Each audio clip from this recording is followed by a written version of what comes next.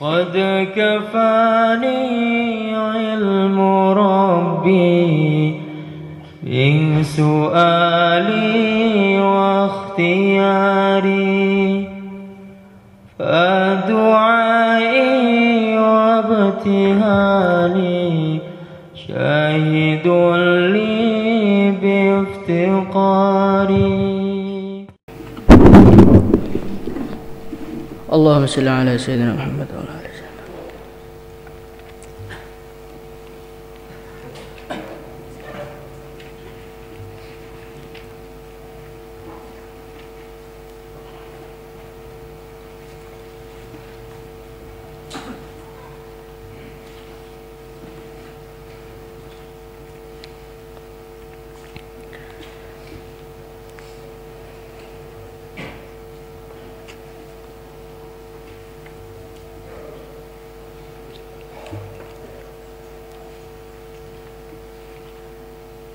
Bismillahirrahmanirrahim. An Nabi Hurairah radhiyallahu anhu qala qala Rasulullah sallallahu alaihi wasallam man qama lailatal qadri imanan wa ihtisaban ghufira lahu ma taqaddama min dhanbihi. Man qama, barang siapa yang berdiri untuk salat Lailatul Qadri, pada malam Lailatul Qadar, imanan, dalam keadaan iman, wahtisaban, dan mengharapkan pahala, ghufira, maka diampuni lahu baginya ma dosa, ma perkara, taqaddama, yang telah terdahulu, min dzambihi, dari dosanya.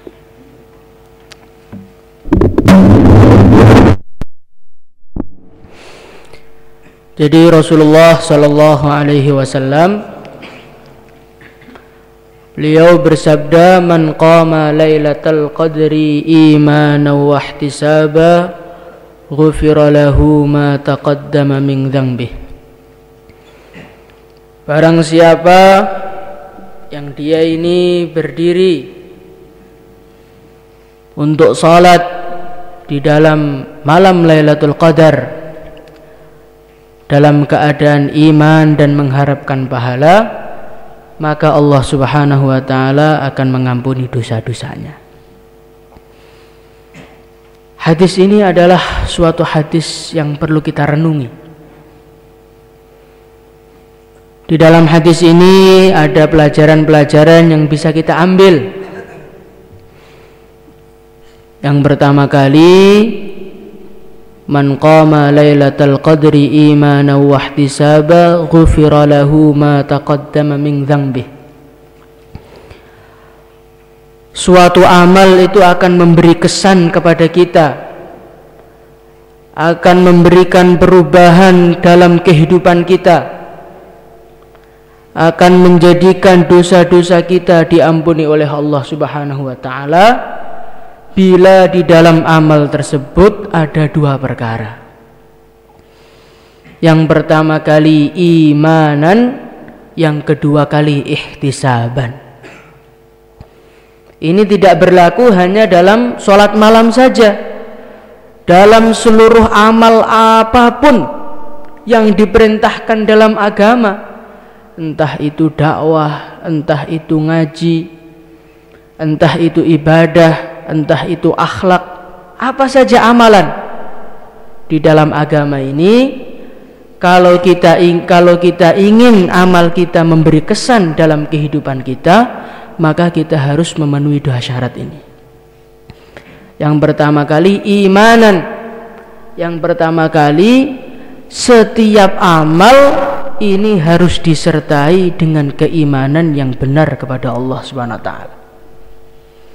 Tanpa adanya iman di dalam hati kita, sebanyak apapun amal kita, maka amal itu tidak ada gunanya di sisi Allah Subhanahu wa taala. Wa may yakfur bil imani faqad habita amaluh.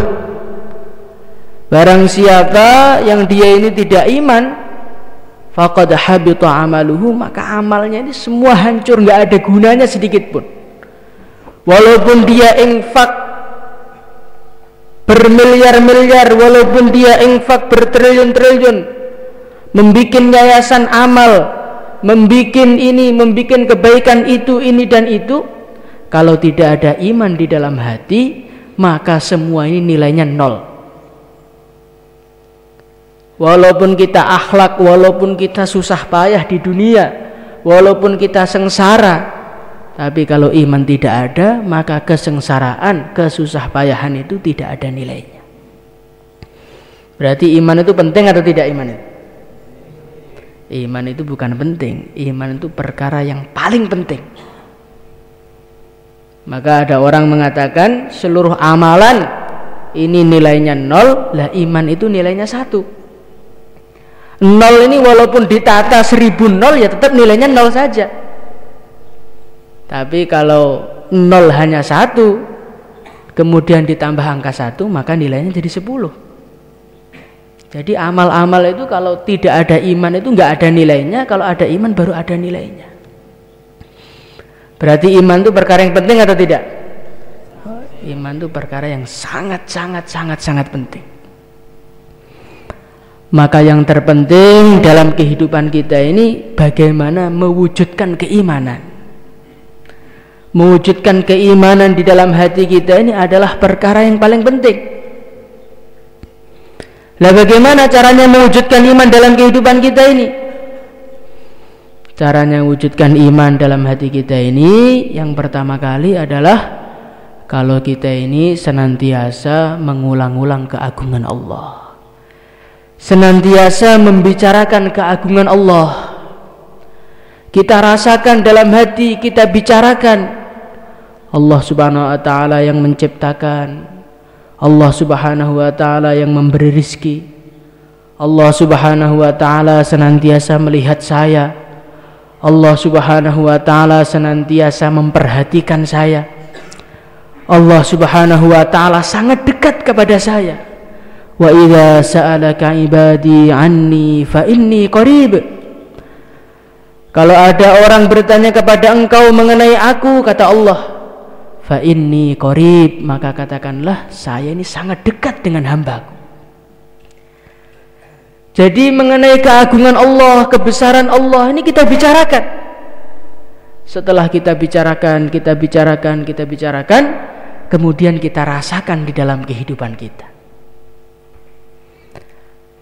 Dengan cara seperti inilah iman itu akan menancap di dalam hati kita. Tapi kalau iman itu tidak pernah dibicarakan, maka perkara yang pasti seakan-akan tidak pasti. Kita ini tahu kalau Allah itu memberi rezeki, tapi hari-hari kita ini cari uang terus, dengan anggapan kalau tidak ada uang saya akan mati. Kita ini sudah tahu bahwasannya Allah subhanahu wa ta'ala itu senantiasa melihat kita, tapi tidak pernah kita bicarakan, sehingga seakan-akan kita hidup di dunia ini tidak diperhatikan oleh Allah subhanahu wa ta'ala. Kalau ada kiainya atau masih di pondok seakan-akan wali, membaca Al-Quran, wiritannya dikuatkan, soft awal terus. Tapi ketika perpulangan Ramadan, baru sampai depan jalan sudah berubah tingkah lakunya. Bahkan yang di pondok juga sudah berubah juga tingkah lakunya. Masya Allah. Ini menunjukkan bahwasannya iman itu belum betul-betul menancap. Kenapa? Karena tidak pernah dibicarakan.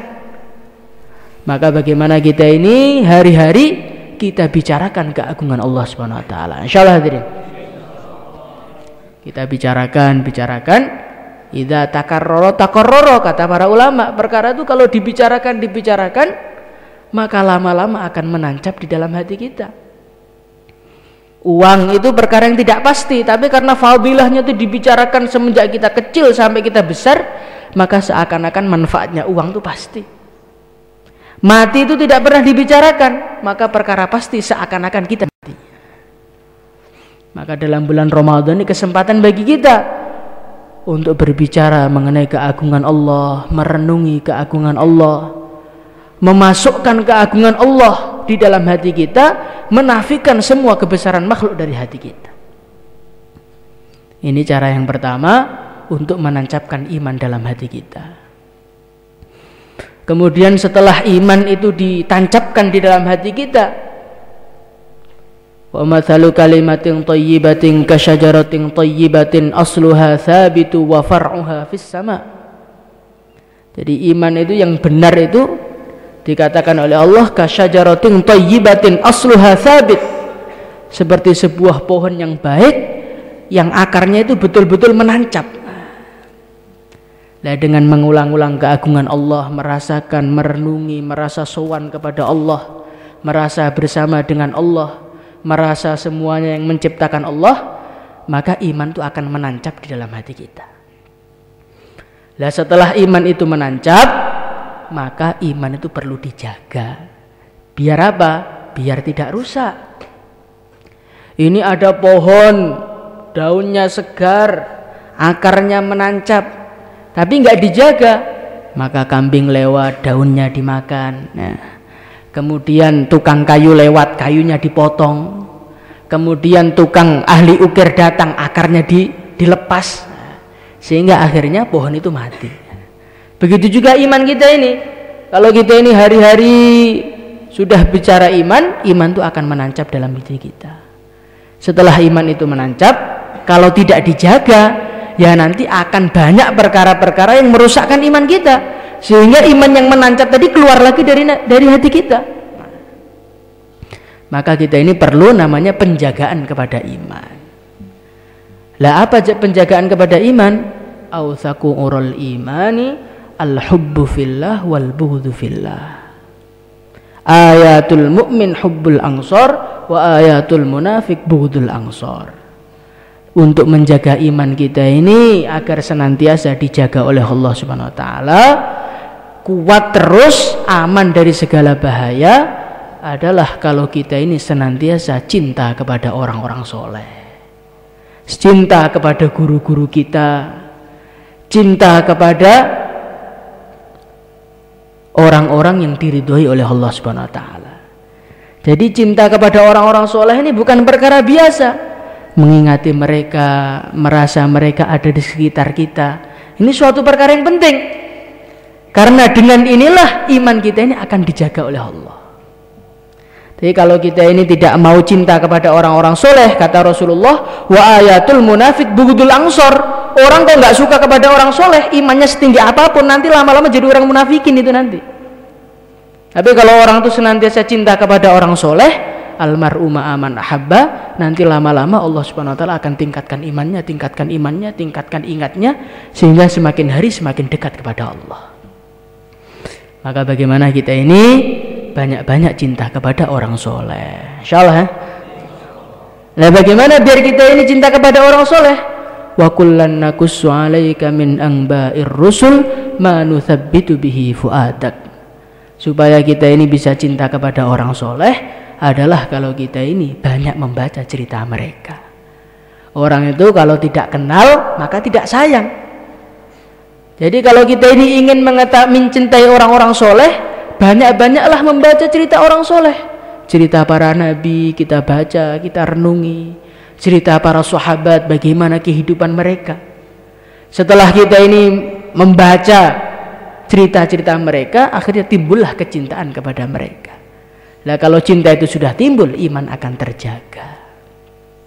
Maka bagaimana kita ini jangan membaca cerita-ceritanya orang kafir, tapi banyak-banyak membaca ceritanya orang-orang soleh, insyaallah. Kemudian supaya kita ini imannya terjaga, imannya kuat, aman dari segala bahaya, maka kita ini harus mencari pengalaman iman. Nah, bagaimana caranya biar kita ini mendapatkan pengalaman iman? Supaya kita ini bisa mendapatkan pengalaman iman, kata para ulama, kalau kita ini taat kepada Allah, taat kepada Rasulullah, dan taat kepada guru-guru kita. Jadi orang itu kalau ingin mendapatkan pengalaman iman, kuncinya satu saja, harus mempunyai sifat ketaatan. Kalau orang itu tidak mempunyai sifat ketaatan, maka dia amal agama kayaknya sebetulnya dia itu mengikuti hawa nafsunya. Tapi kalau orang itu mempunyai sifat ketaatan, maka dia amal agama karena perintah Allah. Akhirnya apa? Akhirnya amal agama semakin hari semakin meningkatkan imannya. Maka bagaimana orang itu belajar taat kepada guru-guru kita. Insyaallah hadirin. Atiullah wa atiur rasul wa ulil amri minkum. Allah Subhanahu wa taala mengatakan taatlah kamu kepada Allah, taatlah kamu kepada Rasulullah, dan taatlah kamu kepada ulil amr kamu. Allah tahu kalau ulil amr itu ada salahnya, Allah tahu. Tapi Allah menyuruh kita untuk taat kepada guru kita. Nah, jadi ini suatu pelajaran bagi kita, pentingnya orang itu taat kepada guru, asalkan guru itu menyuruh kita untuk kebaikan. Orang itu kalau taat, maka dia nanti akan mendapatkan pengalaman iman. Semakin nggak masuk akal perintahnya, semakin besar pengalaman imannya. Nah, di dalam Al-Quran diceritakan, wa awhayna ila ummi Musa an ardi'ih fa idza khifti alaihi fa alqihi fil yammi wa la takhafi wa la tahzani. Allah Subhanahu wa taala memerintahkan kepada ibunya Nabi Musa untuk menyusui anaknya namanya Nabi Musa. Perintah menyusui itu perintah masuk akal atau tidak? Perintah masuk akal, semua orang paham. Maka ibunya Nabi Musa dengan mudahnya mengikuti perintah Allah ini.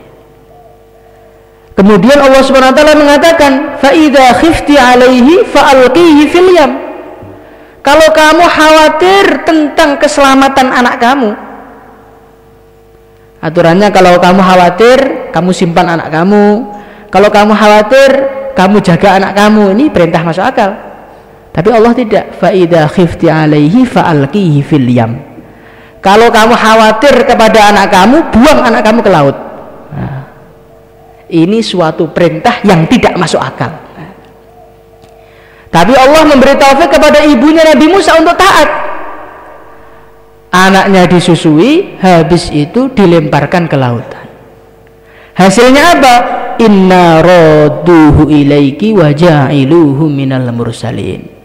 Dengan sebab ibunya Nabi Musa mengikuti perintah Allah menyusui, hasilnya apa? Inna radduhu, anaknya tadi dikembalikan ke pangkuan ibunya.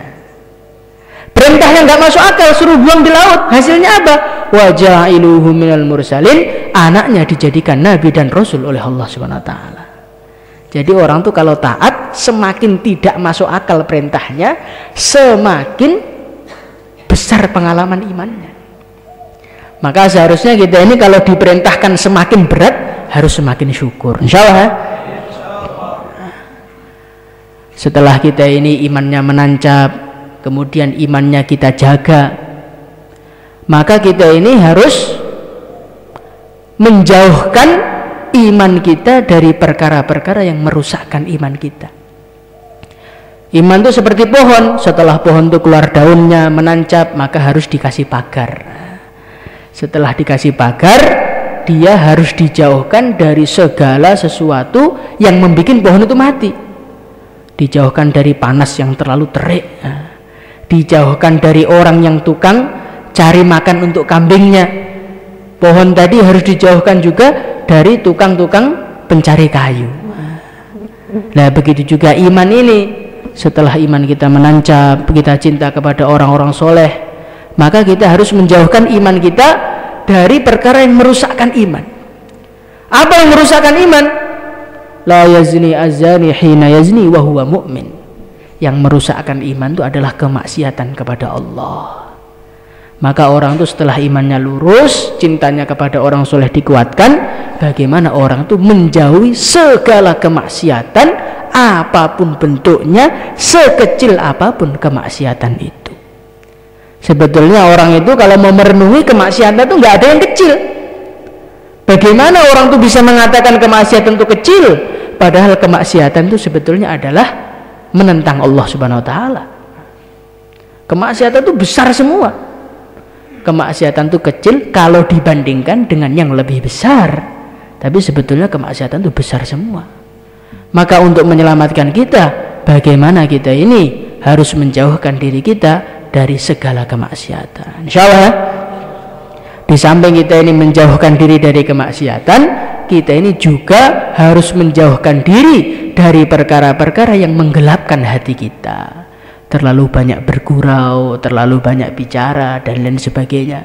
Ini adalah perkara-perkara yang menyebabkan gelapnya hati. Lah kalau hati itu gelap, akhirnya sulit ingat kepada Allah. Lah kalau orang itu sudah nggak ingat kepada Allah, imannya dalam bahaya. Bagaimana perkara-perkara yang menyebabkan kita ini gelap hatinya, harus kita jauhkan dari diri kita. Insyaallah, man qama lailatul qadri imanan wa ihtisaba ghufira lahu ma taqaddama min dzambi. Setelah iman sudah wujud, maka harus ada perkara yang kedua. Apa itu? Ihtisaba, mengharap pahala. Jadi orang itu kalau amalnya ingin ada nilainya di sisi Allah, maka kita ini harus mengharap pahala kepada Allah. Orang itu kalau di dalam amalnya itu ada rasa ihtisab, mengharap pahala kepada Allah, maka akan timbul kesungguhan di dalam amal. Kita ini dulu amal semangat, lama-lama teler,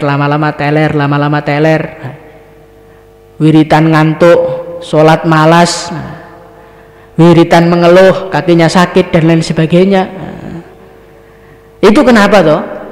Karena kita ini tidak menghadirkan, atau karena kita ini tidak mengharapkan pahala dari amal kita. Kalau kita melihat pegawai negeri, apakah ada pegawai negeri yang mengatakan saya sudah bosan jadi pegawai negeri, saya pengen keluar saja? Sangat jarang sekali. Apakah kita pernah melihat petani pergi ke sawah dengan tidur? Tidak pernah. Kenapa? Karena pegawai negeri mengharapkan gaji di akhir bulan, petani mengharapkan panen dari sawahnya. Sehingga akhirnya mereka itu senantiasa semangat terus, senantiasa sungguh-sungguh di desi sawah. Nggak ada petani nyangkul setengah jam tidur, ngerokok dulu nanti nyangkul lagi, nggak ada. Petani semua semangat terus. Nah, begitu juga kalau kita ini amal itu ingin semangat terus, syaratnya kita ini harus senantiasa mengharapkan pahala Allah Subhanahu wa taala. Dan mengharapkan pahala itu tidak bertentangan dengan ikhlas, tidak bertentangan dengan mencari ridha Allah. Karena sebagian orang itu mengatakan saya mencari ridha Allah aja, saya nggak mengharap pahala. Nah, ini keliru nih. Kenapa tidak bertentangan? Karena mengharap pahala, mencari pahala itu perintah Allah juga. Karena mencari pahala itu perintah Allah, maka tidak bertentangan dengan ikhlas. Maka bagaimana kita ini dalam setiap amal kita wujudkan dua perkara ini, iman yang lurus kepada Allah, kemudian mengharapkan pahala. Insyaallah. Astaghfirullah li walil mu'minin wal mu'minat. Astaghfirullah li walil mu'minin wal mu'minat. Astaghfirullah li walil mu'minin wal mu'minat. Astaghfirullah. مولاي صل وسلم دائما أبدا على حبيبك خير الخلق كل هو الحبيب الذي ترجى شفاعته لكل هول من الأهوال مولاي صل وسلم دائما أبدا على حبيبك خير الخلق كل هو الحبيب الذي ترجى شفاعته كل هول من الأهوال مكن اللهم صل على سيدنا محمد وعلى آل سيدنا محمد كما صليت على سيدنا إبراهيم وعلى آل سيدنا إبراهيم في العالمين إنك حميد مجيد اللهم لك الحمد كله ولك الملك كله وبيدك الخير كله وإليه يرجع الأمر كله سره وعلانيته اغفر لنا ما مضى من ذنوبنا وعصمنا فيما بقي من أعمالنا وارزقنا أعمالا طاهرة زاكية ترضى بها عنا وتب علينا إنك أنت التواب الرحيم وتب علينا إنك أنت التواب الرحيم اللهم إنك عفو كريم تحب العفو فاعف عنا اللهم إنك عفو كريم تحب العفو فاعف عنا اللهم إنك عفو كريم تحب العفو فاعف عنا اللهم بارك لنا في رمضان اللهم بارك لنا في رمضان اللهم بارك لنا في رمضان اللهم اجعل رمضاننا هذا فاتحة الخير لنا ولسائر المسلمين اللهم اجعل رمضاننا هذا فاتحة الخير لنا ولسائر المسلمين يا رب بيت العتيق اعتق رقابنا ورقاب آبائنا ورقاب أمهاتنا ورقاب تلامذنا ورقاب المسلمين من النار يا قديم الإحسان أحسن لنا في عاقبة أمورنا وأجرنا من خزي الدنيا وعذاب الآخرة صلى الله وسلم على سيدنا محمد وعلى آله وصحبه أجمعين صلاة الله